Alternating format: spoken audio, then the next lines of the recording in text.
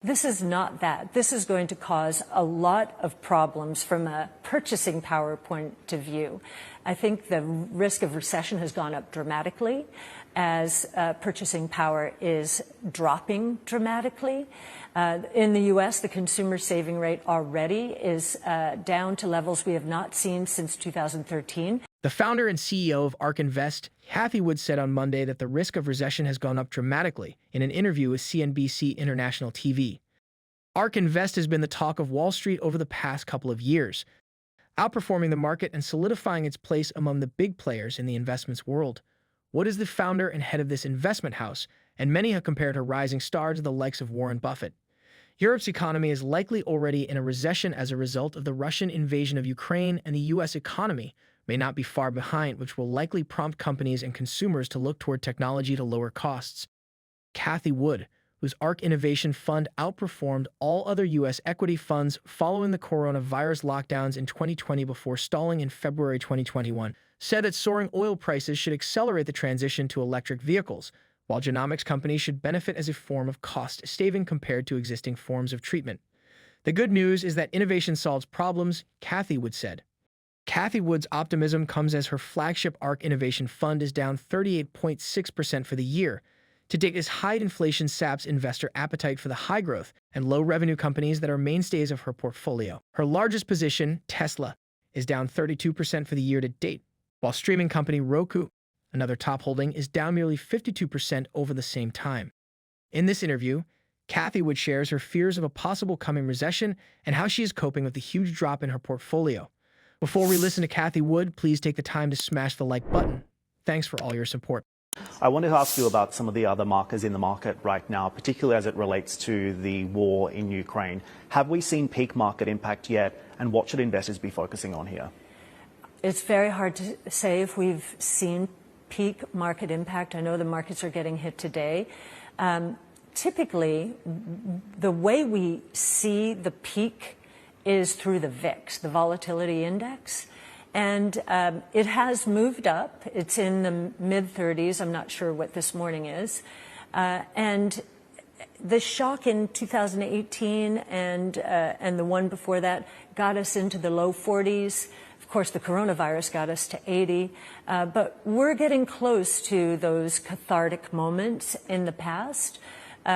I would be surprised if we do go to the coronavirus levels, because remember, people were expecting a depression. The whole world shut down. This is not that. This is going to cause a lot of problems from a purchasing power point of view. I think the risk of recession has gone up dramatically as purchasing power is dropping dramatically. In the U.S., the consumer saving rate already is down to levels we have not seen since 2013. So that buffer that the stimulus payments created during the crisis, that's gone.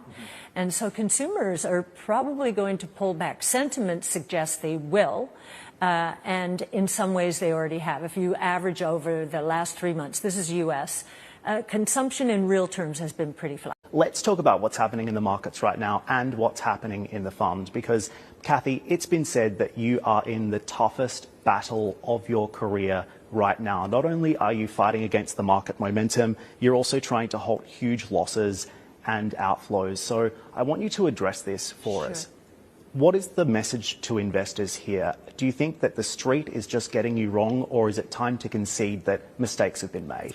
So let's put in perspective. You mentioned 60%, which is absolutely right. We have been in a terrible bear market for innovation.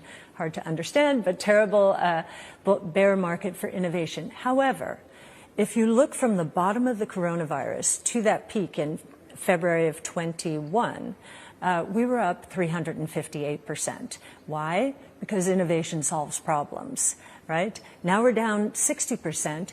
And we have a whole new set of problems, certainly coming out of Russia and Ukraine. If you look at our strategy over a 5-year period, look at the last 5 years, I'm not quite sure what the numbers are, but they are well above our minimum hurdle rate of return, which is 15% at a compound annual rate. And I think over 3 years, we're closer to 25%. So that helps put our performance into perspective.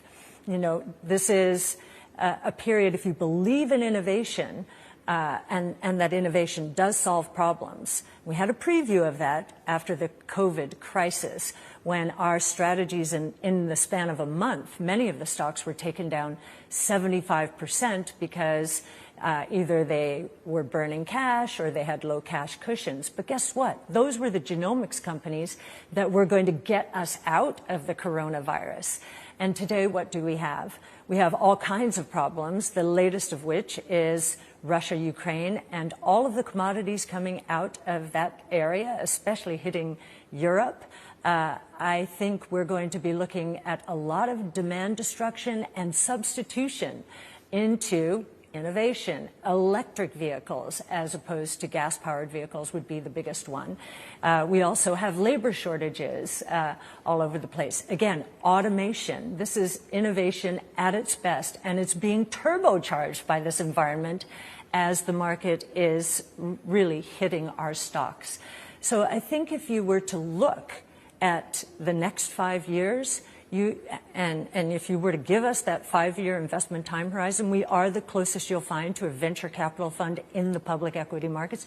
If you were to give us that 5 years, given our expectations for growth in these new technologies, I think we're going to see some spectacular return. $4 billion would provide for a lot of retirements. It would, for example, cover the medical costs of about 21,000 retired couples. It's also how much investors have lost so far in the rising and fallen fortunes of star manager Cathie Wood's flagship ETF ARK Innovation. That's based on calculations by Morningstar. Wood remains undeterred, however. She says innovation stocks are not in a bubble, rather they have entered deep value territory. But Cathie Wood may have something up her sleeve as she is constantly reshuffling her ETF to stand up to market headwinds. Don't drift from your style. Just keep your eye on the prize. Truth will win out, Cathie Wood told investors during a webinar last month. We have the best research on innovation in the world, and I know the returns that we will generate for our clients over the next 5 years, if our research is right, are going to be spectacular. Can Cathie Wood bounce back in 2022? Cathie Wood continues to be an ace stock picker with a long enough winning track record to forgive the rough patch of buy and sell decisions this year. I wouldn't bet against her bouncing back in 2022. Thanks for watching. See you in our next video.